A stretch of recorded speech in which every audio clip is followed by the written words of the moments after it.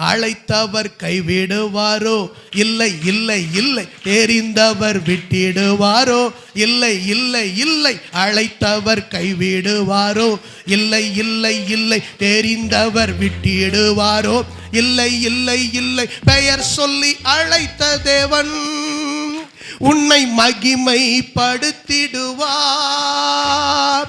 பெயர் சொல்லி அழைத்த தேவன் உன்னை மகிமைப்படுத்திடு